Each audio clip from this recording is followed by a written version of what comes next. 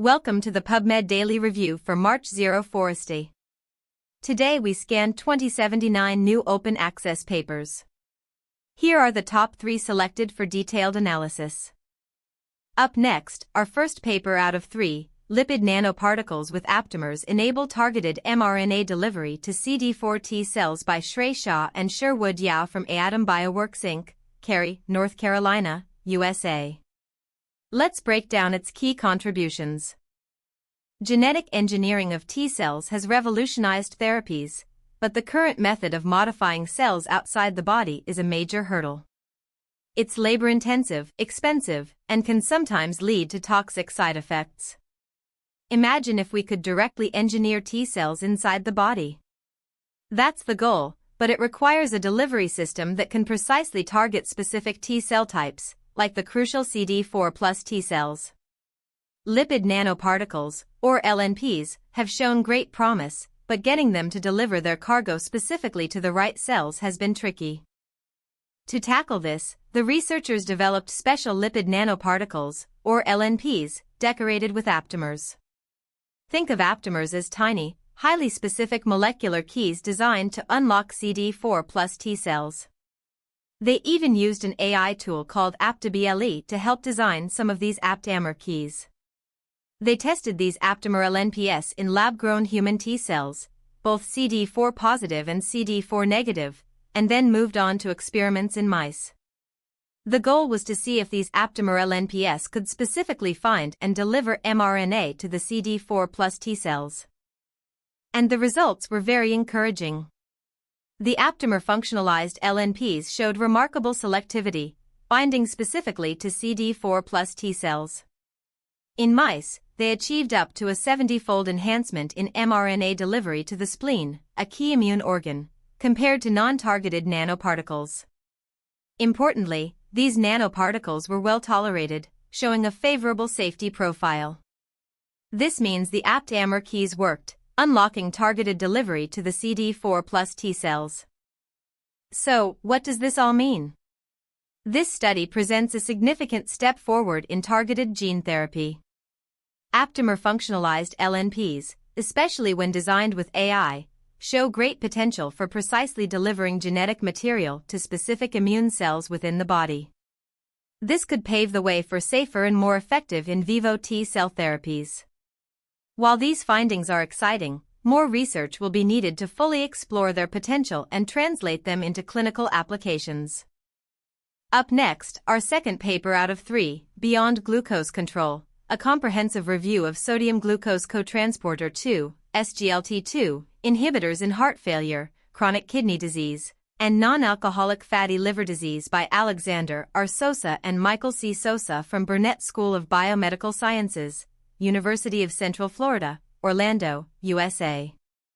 Let's break down its key contributions. WNT proteins are fundamental signaling molecules that orchestrate complex processes during embryonic development. While their roles are diverse, a key area of investigation is how they establish the body's primary axis. This study delves into the specific functions of certain WNT proteins in this critical developmental event. To investigate WNT signaling in axis formation, researchers utilized zebrafish embryos as their model system. They employed genetic techniques to misexpress and deplete specific WNT genes, alongside calcium imaging to monitor signaling activity. This allowed them to pinpoint the roles of WNT4, -5, and -11 and their interactions. The study found that WNT4, -5, and -11 were indeed capable of stimulating calcium release, defining them as the WNT/Ca2+ class. Crucially, when WNT5 was genetically depleted, embryos showed significant defects in cell movement and developed hyperdorsalization with axis duplication. This loss of function was linked to increased beta-catenin accumulation, suggesting calcium modulation acts antagonistically to WNT/beta-catenin signaling.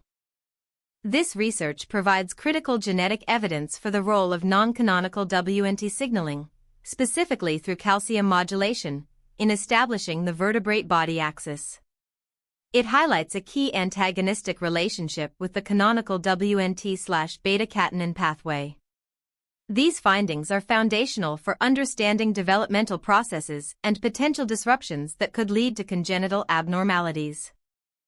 Up next, our third paper out of 3, Artificial Intelligence-Assisted Diagnosis of Atopic Eczema in Darker Skin Types. A CNN-based study by Otinuk Arinola Ajani and Oluwasegun Faniyi from Department of Dermatology and Venereology, Obafemi Awolowo University, Alife, Nigeria.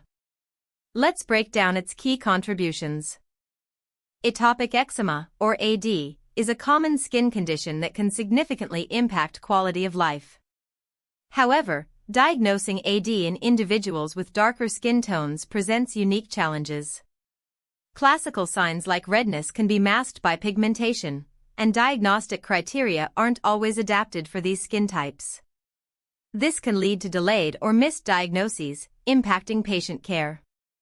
To address this, researchers developed and evaluated an AI model using a cross-sectional design. They collected 1403 labeled images of atopic eczema and healthy skin from individuals with darker skin types. An efficient net-based convolutional neural network, or CNN, was trained on this dataset to learn the visual patterns distinguishing AD from healthy skin. The model's performance was then assessed using key metrics like accuracy, precision, and recall. The results were very promising. The AI model demonstrated strong performance, achieving an overall accuracy of 91.1%. Importantly, it showed a high recall rate of 97% for detecting atopic eczema, meaning it correctly identified most cases. While precision was 83.7%, the F1 score of nearly 90% indicates a robust ability to classify these skin conditions. This study highlights the exciting potential of AI to improve diagnostic equity for atopic eczema in darker skin types. While the model performed well, further refinement is needed, particularly to improve specificity and reduce misclassifications.